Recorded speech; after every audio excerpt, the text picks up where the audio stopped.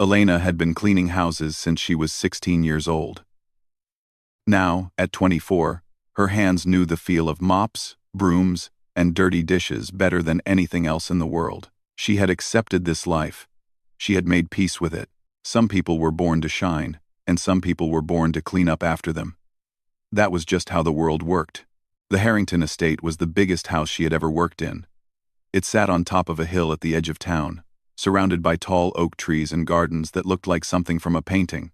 The first time Elena walked through those iron gates, she felt like she had stepped into another universe. A universe where people had breakfast in rooms bigger than her entire apartment. A universe where fresh flowers appeared in every hallway, even in winter. The owner of this mansion was a 78-year-old woman named Margaret Harrington. She was thin, with silver hair always pulled back tight, and eyes that seemed to look right through you. People in town called her the piano lady. They said she had been famous once, a long time ago. They said she had played in concert halls across Europe and made millions from her music. But that was before Elena's time. To Elena, she was just the old woman who lived alone in the big house on the hill. Elena worked there 3 days a week. She cleaned the bathrooms, dusted the shelves, mopped the floors, and tried her best to stay invisible. That was her rule. Stay quiet. Do your job. Don't touch anything you're not supposed to touch. Don't ask questions. Don't dream. But there was one room in that house that made it hard to follow her own rules. The music room. It was on the second floor, at the end of a long hallway lined with old photographs. The room had tall windows that let in soft golden light, and the walls were covered with awards and framed pictures of Margaret from her younger days. But none of that mattered to Elena. What mattered was the piano. It was a Steinway grand piano, black and shining, sitting in the center of the room like a king on a throne. Elena had never seen anything so beautiful in her life. She didn't know much about pianos. She had never taken a music lesson. She had never even touched a real piano before she started working at the estate. But something about this instrument pulled at her heart in a way she couldn't explain. Every time she cleaned that room, she found herself moving slower. She would dust the picture frames one by one, taking her time, just so she could stay near the piano a little longer. Sometimes, when she was sure no one was watching, she would stand next to it and just look. She would imagine what it would feel like to sit on that bench, to rest her fingers on those keys, to make music come out of something so grand, but she never touched it. That was the line she wouldn't cross. Touching it would be like admitting she wanted something she could never have, and Elena had learned a long time ago that wanting things only led to pain. She had grown up in foster care, bouncing from one home to another. Some families were kind. Most were not. She learned early that she was not the kind of girl people kept. She was not the kind of girl who got birthday parties or new clothes or music lessons. She was the kind of girl who got leftovers and hand-me-downs and told to be grateful for what she had. By the time she aged out of the system at 18, she had nothing but a bag of old clothes and a heart full of walls. She found work cleaning houses because it was the only thing she knew how to do. She found a tiny apartment above a laundromat because it was the only thing she could afford, and she found a reason to keep going because of her younger brother, Daniel. Daniel was 12 years younger than her, still in the foster system, but placed with a good family who had agreed to let him stay until he finished high school. He was smart. Really smart. The kind of smart that could get him into college and out of the life they had both been born into. Elena sent him money every month. She saved every penny she could. She worked double shifts and skipped meals and wore the same shoes until they fell apart. Because if she couldn't save herself, maybe she could save him. That was her purpose. That was what kept her going. Not dreams. Not hopes. Just him.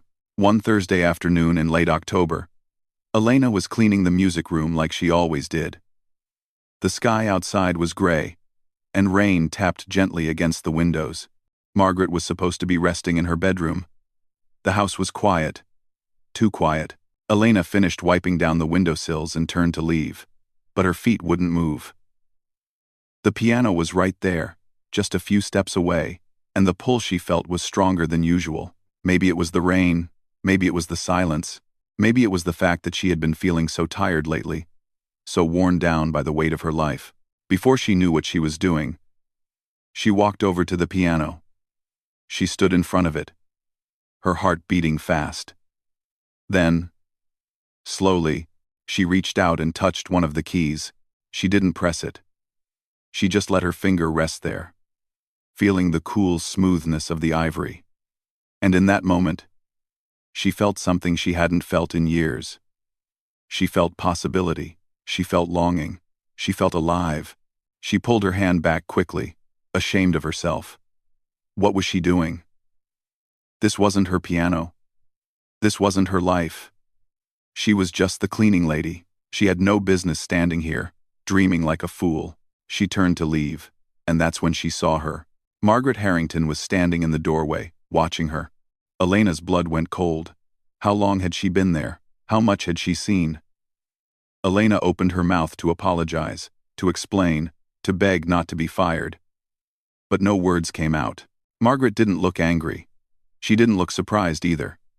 She just looked at Elena with those sharp, knowing eyes, like she was seeing something Elena couldn't see herself. "You want to play?" Margaret said.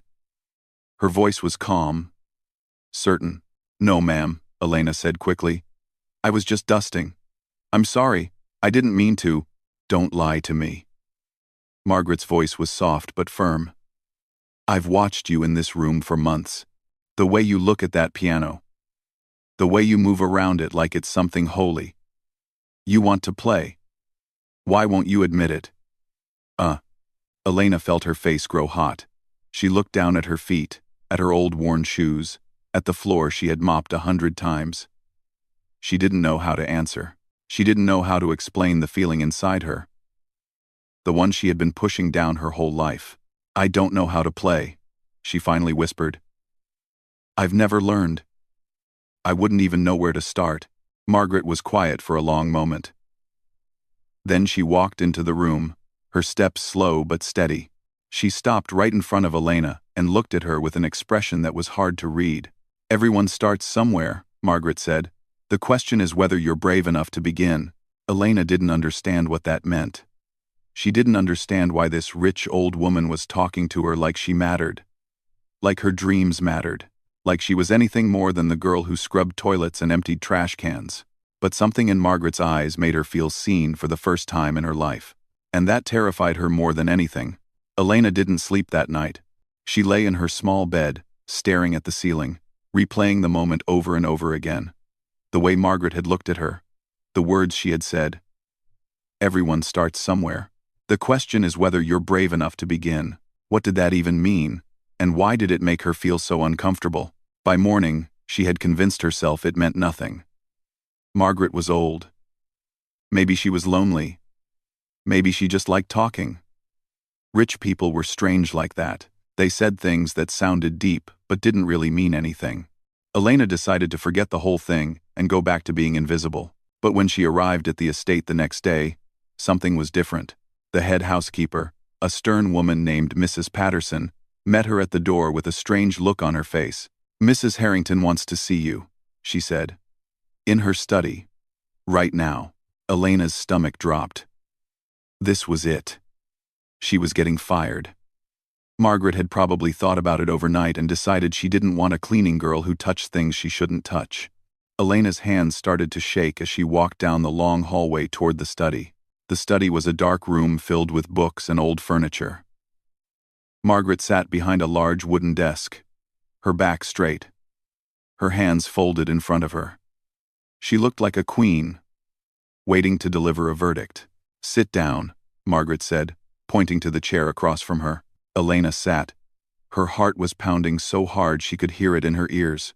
For a long moment, Margaret just looked at her. Then she spoke. "How old are you?" 24. "Ma'am. And how long have you been cleaning houses?" 8 years. Margaret nodded slowly. 8 years. And in those 8 years, have you ever wanted to do anything else? Elena didn't know how to answer. Of course she had wanted other things. Everyone did. But wanting and having were two different worlds. She had learned that lesson a long time ago. "It doesn't matter what I want," Elena said quietly. "I do what I have to do." That's not what I asked. Margaret's voice was sharp now. I asked if you've ever wanted something else. Something more. Don't tell me what's practical. Tell me the truth. Elena looked down at her hands. They were rough and dry from years of cleaning. She thought about all the things she had pushed down inside herself. All the dreams she had buried so deep she had almost forgotten they existed. Yes, she whispered. I've wanted things. Like what? Elena hesitated. Then, for reasons she couldn't explain, she told the truth. I wanted to finish school. I wanted to learn things. I wanted to. She stopped, embarrassed. You wanted to what? I wanted to be someone. Someone people noticed. Someone who mattered. The words hung in the air between them. Elena felt exposed, like she had just shown Margaret a wound she had been hiding for years. Margaret's expression softened just slightly. She leaned back in her chair and studied Elena with those sharp eyes. I'm going to make you an offer, Margaret said. And before you say no, I want you to hear me out completely. Elena nodded, confused. I want to teach you piano. Elena blinked. She wasn't sure she had heard correctly. Excuse me? Piano. I want to teach you how to play. Lessons every morning. 6 days a week. Starting tomorrow. Elena almost laughed. It sounded like a joke. A cruel joke. Mrs. Harrington, I can't. I'm not. You're not what? I'm not that kind of person. Elena shook her head. I'm a cleaning lady. I didn't even finish high school. I don't know anything about music. I can't read notes. I didn't ask what you can't do, Margaret interrupted. I asked if you would let me teach you. But why? Elena's voice cracked. Why would you want to teach me? You don't even know me. Margaret was quiet for a moment. Then she said something that changed everything. I know you have a younger brother. Daniel. 17 years old. Smart boy. Wants to go to college but has no way to pay for it. Elena's blood went cold. How did she know about Daniel? How did she know any of this? Mrs. Patterson told me, Margaret said, as if reading her mind. She said you work harder than anyone she's ever seen. That you send every extra penny to your brother. That you've been saving for years to give him a chance at a better life. Elena didn't say anything. She couldn't. Here's my offer. Margaret continued. You take piano lessons from me. You show up every morning at 6 o'clock. You work hard. You don't quit. And in return, I will pay for your brother's entire college education. Tuition, books, housing, everything. 4 years. Fully covered. The room started to spin. Elena gripped the arms of her chair to steady herself. This couldn't be real. Things like this didn't happen to people like her. I don't understand, she said. Why would you do this? What do you get out of it? Margaret smiled, but it wasn't a warm smile. It was sad somehow. Tired. That's my business, she said. All you need to know is that the offer is real. But there are conditions. You must commit to learning. You must practice every single day. And you must not give up. No matter how hard it gets. If you quit, the deal is off. Your brother gets nothing. Elena's mind was racing. This was impossible. She couldn't play piano. She had no talent. She had no training. She would fail, just like she had failed at everything else in her life. And when she failed, she would lose everything. But then she thought about Daniel. His bright eyes, his dreams of becoming an engineer, the way he talked about college like it was a magical place that could change his whole future. She thought about how hard he was working in school, how much he deserved a chance. Could she really say no? Could she really walk away from this because she was scared? I can't do this, Elena said, her voice shaking. I'll mess it up. I'll disappoint you. I'm not the kind of person who does beautiful things. Margaret stood up slowly and walked around the desk. She stopped right in front of Elena and looked down at her with an expression that was fierce and gentle at the same time. Who told you that? Margaret asked. Who told you that you're not allowed to do beautiful things? Elena didn't answer. She didn't have to. They both knew the answer was everyone. Every foster parent who had called her worthless. Every teacher who had given up on her. Every person who had looked at her like she was nothing. "I'm going to tell you something," Margaret said, "and I want you to remember it. The world will always try to put you in a box. It will tell you what you can and cannot be. It will try to crush your dreams before you even have a chance to dream them. But you don't have to listen. You get to choose who you become." Elena felt tears burning in her eyes. She blinked them back, refusing to cry in front of this woman. "What if I fail?" she whispered. "Then you fail," Margaret said simply. "But at least you will have tried. At least you will know." That's more than most people ever do. Elena sat there for a long time, her heart at war with her mind. Everything in her screamed that this was a mistake, that she would humiliate herself, that she would prove once and for all that she was nothing special. But somewhere deep inside, in a place she had almost forgotten existed, a tiny voice whispered something else. "What if you're wrong? What if you can do this? What if this is your one chance to become someone?" She looked up at Margaret. The old woman's eyes were waiting, patient but firm. 6 o'clock, Elena said quietly. "Tomorrow morning." Margaret nodded once. "Don't be late." Elena walked out of that study on shaking legs. She had no idea what she had just agreed to. She had no idea if she could do it. All she knew was that for the first time in her life, she had said yes to something that scared her, and that terrified her more than anything she had ever done. The first lesson was a disaster. Elena arrived at the estate at 5:45 in the morning, 15 minutes early because she was too nervous to wait at home. The sun wasn't even up yet. The house was dark and quiet, and her footsteps echoed on the marble floors as she made her way to the music room. Margaret was already there, sitting on a chair near the window, a cup of tea in her hands. She looked up when Elena walked in, but didn't smile. "Sit," she said, pointing to the piano bench. Elena sat down. The bench felt strange under her. Too smooth. Too important. She placed her hands in her lap and waited. "Put your hands on the keys," Margaret said. Elena obeyed. Her fingers trembled as they touched the cool ivory. She had dreamed of this moment for months, but now that it was here, all she felt was fear. "Play something," Margaret said. Elena looked at her, confused. "I don't know how to play anything." "I know. Play anyway. Just press the keys. See what happens." Elena pressed a key. A single note rang out, clear and bright. Then she pressed another. And another. The sounds were random, ugly, nothing like music. She felt her face grow hot with embarrassment. "Stop," Margaret said after a few seconds. "That's enough." Elena pulled her hands back, ashamed. She had failed already. On the very first day, but Margaret didn't look disappointed. She just nodded slowly, like she had expected this. "Good," she said. "Now we know where we're starting from." What followed was the hardest 3 months of Elena's life. Margaret was not a gentle teacher. She was demanding, precise, and sometimes harsh. She expected perfection, and when Elena made mistakes, she made her do it again. And again. And again.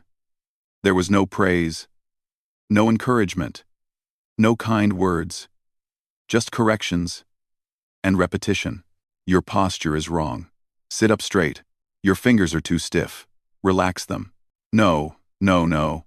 That's not the right tempo. Start over." Elena learned to read music, but the notes swam in front of her eyes like tiny insects she couldn't catch. She learned scales, but her fingers refused to cooperate.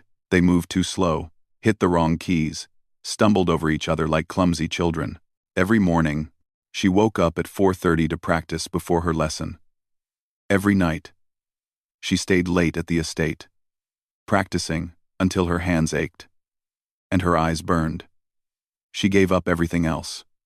No more television, no more walks in the park, no more phone calls with friends. Her entire life became the piano, but no matter how hard she worked, it never felt like enough. Some nights, she would come home to her tiny apartment and just sit on the floor and cry. She felt stupid, hopeless, like she had made the biggest mistake of her life. Who was she kidding? She was a cleaning lady. She had no business sitting at a grand piano, pretending she could ever be anything more. The worst part was the voice in her head. It never stopped.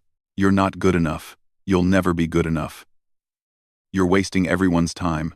Margaret is going to realize she made a mistake. She's going to take back the offer. Daniel will never go to college. And it will all be your fault. One morning, about 6 weeks in, Elena broke down during a lesson. She was trying to play a simple piece, just a few measures, something Margaret said any beginner could do. But her fingers kept slipping. She kept hitting the wrong notes. And every time she made a mistake, she felt the weight of her failure pressing down on her like a stone. Finally, she stopped. Her hands fell into her lap. Tears streamed down her face. "I can't do this," she said. "I'm sorry. I tried. But I can't. I'm not made for this." Margaret sat in her chair, watching her with those sharp eyes. She didn't say anything for a long moment. Then she stood up and walked over to the piano. "Move," she said.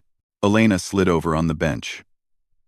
Margaret sat down beside her, her thin fingers resting on the keys. "When I was your age," Margaret said quietly, "I was living in a refugee camp in Germany. The war had just ended. My family had lost everything. We had no home, no money, no food. I thought my life was over." Elena wiped her eyes and listened. One day, a woman came to the camp. She was a musician, a volunteer, and she brought with her a small piano. She set it up in the mess hall and started to play. I had never heard anything like it. The music was so beautiful it made me forget, just for a moment, that my world had fallen apart. Margaret paused, her eyes distant, lost in memory. I went up to her after she finished and asked if she could teach me. She looked at me and said something I've never forgotten. She said, "Music is not about talent. It's about patience. It's about showing up, day after day, even when you want to give up. Especially when you want to give up." Margaret turned to look at Elena. "I was terrible at first. Worse than you. My teacher was strict, just like I am with you. I cried every day for months. I wanted to quit 100 times. But I didn't, and eventually, something changed." "What changed?" Elena asked softly. "I stopped playing to be perfect. I started playing to feel. That's when the music came alive. I think this feel. I watching." Margaret placed her hands on the keys and began to play. The melody was soft and haunting, full of sadness and beauty. Elena watched her fingers move across the keys like water flowing over stones. It was effortless, magical. When she finished, Margaret looked at Elena again. "You're not failing because you're not good enough. You're failing because you're afraid. You play like someone waiting to be punished. You hold back. You apologize with every note. But music doesn't want your apology. It wants your heart." Elena didn't know what to say. She just sat there, the words sinking into her. "I'm not going to let you quit," Margaret said.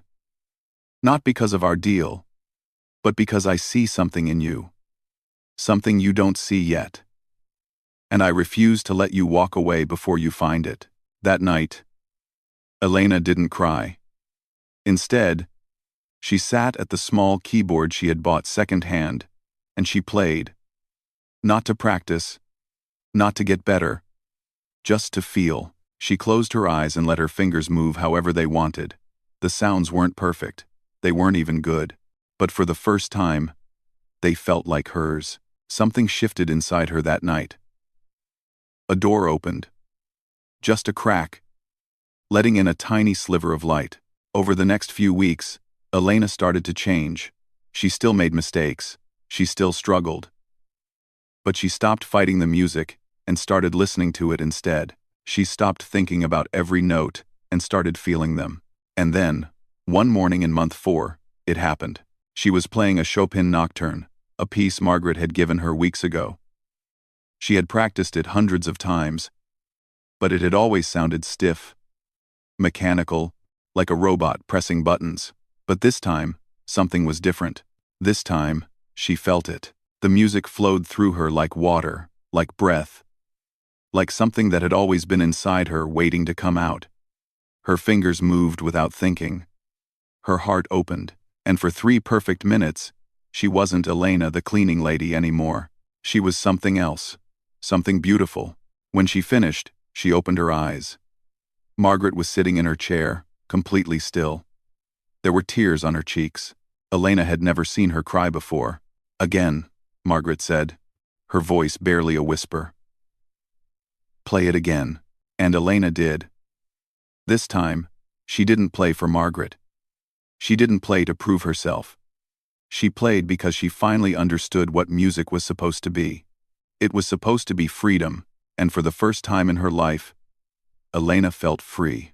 After that morning, everything changed. Elena still practiced every day. She still made mistakes. But something inside her had unlocked, and it couldn't be closed again. The piano was no longer her enemy. It was becoming her friend, her voice, her way of saying all the things she had never been able to say with words. Margaret noticed the change too. She was still strict, still demanding, but there were moments now when she would nod after Elena played. Just a small nod, barely noticeable, but to Elena, it felt like the highest praise in the world. Months passed. Summer turned to fall, and fall turned to winter. Elena's fingers grew stronger, faster, more confident. She learned piece after piece, each one harder than the last. Mozart, Beethoven, Debussy. Names she had never heard before became as familiar as old friends. She stopped cleaning other houses. Margaret had insisted on it. She said Elena needed all her energy for the piano. At first, Elena refused. She needed the money. She needed to send something to Daniel every month, but Margaret waved her hand and said she would take care of it. Elena's only job now was to learn. It felt strange, being taken care of. Elena had spent her whole life working, struggling, fighting for every little thing. She didn't know how to accept help. She didn't know how to let someone else carry part of the weight. But slowly, she learned, just like she was learning the piano. One evening in late January, after a particularly long practice session, Margaret asked Elena to stay for tea.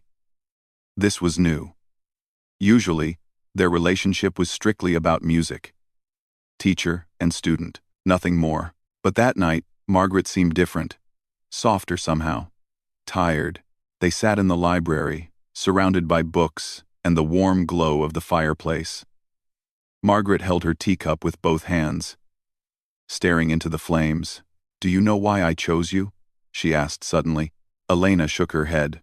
She had wondered about this every single day since their deal began. Why her?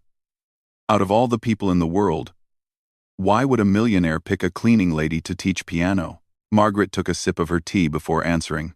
"When I was young, after I left the refugee camp, I worked my way across Europe. I cleaned houses, just like you. I washed dishes. I scrubbed floors.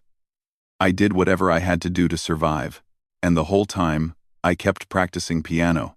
On any instrument I could find. In churches. In schools. In the homes of people who let me play for a few minutes in exchange for extra work." She paused, her eyes still on the fire. "Most people looked at me and saw nothing. A poor girl with dirty hands and worn-out clothes. They never imagined I could be anything more. But there was one woman, a wealthy widow in Vienna, who saw something different. She heard me playing in her parlor one day when I was supposed to be cleaning. Instead of firing me, she offered to pay for my education. She gave me a chance when no one else would." Margaret finally looked at Elena. "She changed my life. And I always promised myself that one day, I would do the same for someone else. I've been waiting years to find the right person. Someone with the hunger, the need, the fire inside them that refuses to die, no matter how hard the world tries to put it out." Elena felt tears prickling her eyes. "And you think that person is me?" "Krishi." "I know it is," Margaret said. "I saw it the first time I watched you look at that piano. You weren't just curious. You were starving. You were desperate. You wanted something so badly you were afraid to even admit it to yourself. That's how I knew. Elena didn't know what to say. All her life, she had felt invisible, worthless, like she didn't matter to anyone except her brother. But here was this woman, this brilliant, accomplished woman, telling her that she was special, that she had something worth fighting for. "I won't let you down," Elena whispered. Margaret smiled, a real smile this time. "I know you won't." Spring arrived, and with it came something Elena didn't expect. She came into the music room one morning to find Margaret sitting at the desk with a stack of papers in front of her. There was a strange look on her face, excited, almost, but also nervous. "Sit down," Margaret said. "I need to tell you something." Elena sat, her heart suddenly racing. The last time Margaret had said those words, her whole life had changed. "There's a piano competition next month," Margaret said. "The Regional Young Artists Competition. It's one of the most important events for new musicians in the state. Winners have gone on to perform at concert halls across the country." Elena nodded slowly, not understanding where this was going. "I entered you," Margaret said. The words hit Elena like a truck. She stared at Margaret. Sure, she had heard wrong. "You did what?" "I entered you in the competition. Your audition tape has already been accepted. You'll be performing in the finals in 4 weeks." Elena stood up so fast her chair fell over. Her whole body was shaking. "No, no, no, no. I can't do that. I'm not ready. I've only been playing for a year. Those other musicians have been training their whole lives. I'll make a fool of myself. I'll—" "Sit down," Margaret said firmly. "I can't do this." "Sit down." Elena sat, her chest heaving, her mind spinning.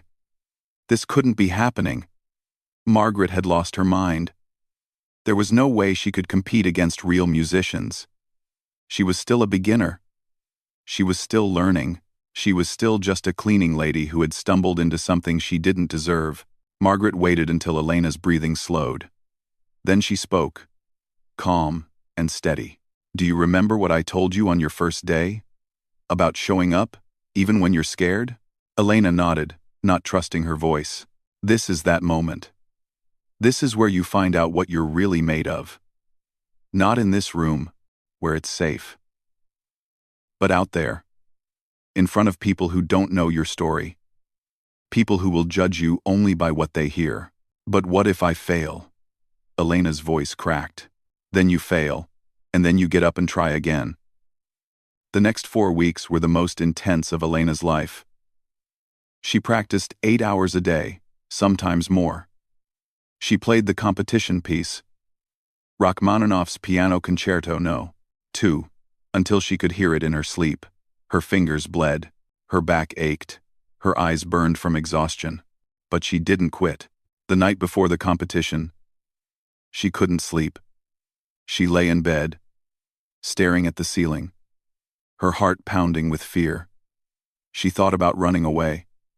She thought about pretending to be sick. She thought about all the ways she could escape. But then she thought about Daniel, about Margaret, about the girl she used to be, the one who believed she wasn't allowed to do beautiful things. She wasn't that girl anymore. The next day, Elena walked onto the stage of the concert hall. The lights were bright, blinding. The audience was a sea of shadows. She could feel hundreds of eyes on her, waiting, judging. Her hands were shaking as she sat down at the piano. For a moment, her mind went blank. She couldn't remember a single note. The fear was so strong, she thought she might faint, but then she closed her eyes and took a deep breath. She thought about Margaret's words. "Music doesn't want your apology. It wants your heart." She placed her fingers on the keys, and she played. She didn't play for the judges. She didn't play to win. She played for every night she had cried alone in her apartment, for every person who had told her she was nothing, for every dream she had buried so deep she thought it was dead. She played for herself. When she finished, there was silence. 1 second. 2 seconds. An eternity. Then the audience erupted. People rose to their feet, clapping, cheering, some of them crying.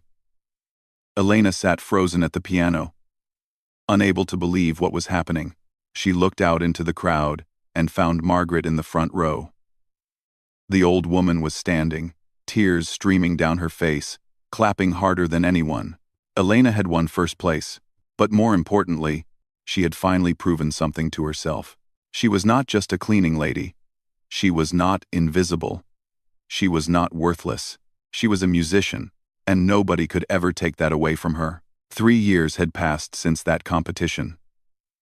3 years since Elena had stood on a stage for the first time and played her heart out. 3 years since she had finally started to believe in herself. So much had changed. Daniel was in his second year of college now, studying engineering just like he had always dreamed. He called Elena every Sunday night to tell her about his classes, his friends, his new life. Every time she heard his voice, she felt a warmth spread through her chest. He was going to be okay. He was going to have the future he deserved. That alone made everything worth it. But Daniel wasn't the only one whose life had transformed. Elena was no longer a cleaning lady. She was a professional pianist. She had performed in concert halls across the country. She had been featured in newspapers and magazines.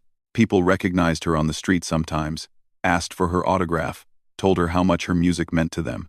It still felt unreal. Some mornings, she woke up and had to remind herself that this was actually her life. That she wasn't dreaming. That the girl who used to scrub toilets and mop floors was now standing on stages, making people cry with her music. But the biggest change of all was the one nobody could see. Elena finally liked herself. For 24 years, she had carried a weight inside her. A voice that told her she was worthless, unlovable, invisible. That voice had grown quieter over time. It wasn't completely gone. Maybe it never would be. But now there was another voice, a stronger one, that reminded her every day that she mattered, that she was talented, that she deserved to be here. Margaret had given her that gift. The piano lessons, the competition, the opportunities, those were just the surface. The real gift was deeper. Margaret had taught Elena how to see herself differently, how to stop apologizing for existing, how to take up space in the world without shame.